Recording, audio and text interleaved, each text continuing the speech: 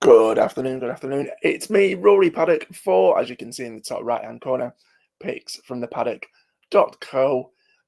It is Wednesday, the 1st of December, first of the month, just 25/24 days to go until the big day. So hopefully we can potentially rob the bookies this afternoon and pay towards a few roasties and the turkey. So there are not one, not two, but three horses I like the look of today across three different meetings: Haydock, Dundalk, and also tonight's all-weather action from, I think, Kempton. So without further ado, let's get stuck into it. The first horse actually runs in less than an hour. It is the 1:15 from the northwest, not too far from me, at Haydock.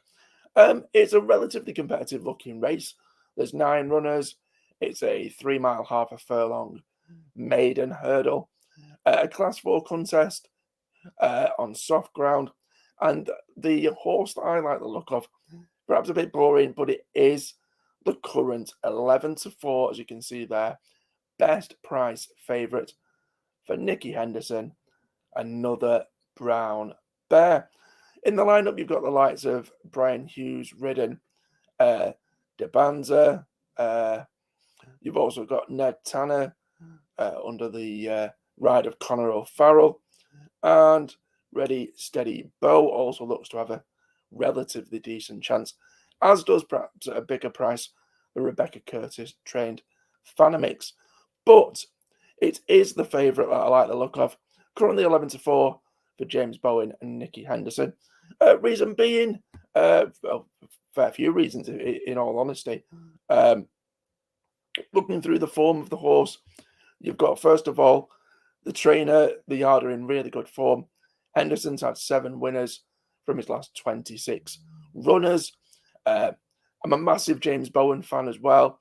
Perhaps doesn't get as much credit as he deserves sometimes, in my opinion. Did really well to finish behind his brother Sean in the big graded race on Saturday just gone. And it's actually won his last 2 rides. He had just the 1 ride on Sunday at Leicester and 1 ride at Ayr on the Monday, both of which resulted with victories. Bowen has just the 2 rides on the card today, and this looks by far his most realistic chance of a winner. As for the horse itself, he looks a progressive 5-year-old. Went well, went second at Ludlow last time. That was in a Class 2 event, so it'll drop down into what is Class 4 company. Looks a positive step, as does the step up in trip. The horse was running on in the closing stages in his last race, so this longer distance should be ideal right up his street. And it's also worth noting that the horse he finished runner-up to last time has since gone on to finish 3rd in a graded race at Cheltenham. That looks by far the best form on offer for an informed stable, an informed jockey, and a horse that potentially has a bit of a bright future. It's another brown bear in the 1:15 at Haydock. My second selection then comes on the all-weather. We have to wait a little while. It is the penultimate race on the card for Dundalk. It's the 4:10. It's a 1-mile handicap race. 13 runners set to go to post.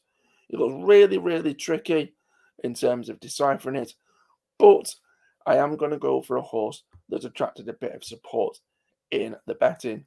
Of the 3 horses that I'm tipping today, this is perhaps the, shall we say, the most speculative one. But the yard of James McCauley are going really well of late, with his horses going really well, specifically here at Dundalk. The last meeting here at Dundalk, the trainer sent out just the 3 horses, and he came back with 2 winners and a second, which included a winner at 20-1. You know, if you're sending out 3 horses and you come back with 2 wins and a second, you can't really do much better than that. I'm also hoping that the market support is a good sign. The horse has been backed in from around 8-1, 17-2, into 11-2, 5-1. Top class jockey Shane Foley is also booked for the ride. A 4th placed effort here under Shane's ride last time out should stand the horse in good stead. Didn't perhaps see the 1 mile, 2.5 trip home last time, so this drop down into a mile certainly should be a plus. Slight worry is his draw. He is drawn in stall 8, but it's not insurmountable. And although the race itself does look really wide open, the likes of Lyra Belacqua is perhaps the biggest danger as far as I can see. But I'm hoping today is finally the day that Anjar loses his maiden tag. That's Anjar in the 4:10 at Dundalk.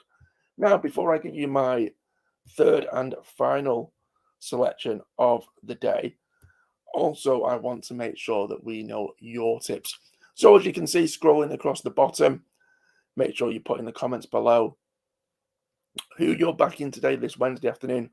Any meeting, any race, any sort of bet, pop them in the comments below. Whilst we're live, they should be able to appear up on screen. And even if they don't, what I will do, if you're watching this video not live and you're watching it on repeat, pop them in the comments anyway, whether that's on Facebook, Twitter, or YouTube.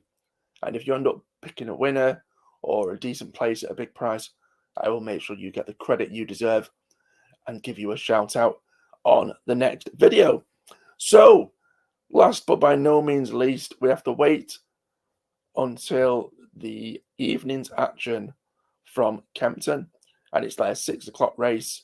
It's a 2 mile class 3 race, and again I'm going for the favourite here, former course and distance winner Imperium.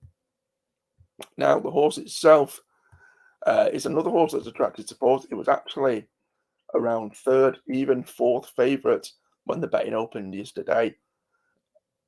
However, it's been absolutely smashed. Like I said, it's a course and distance winner who actually holds a 100% record here at the venue at Kempton.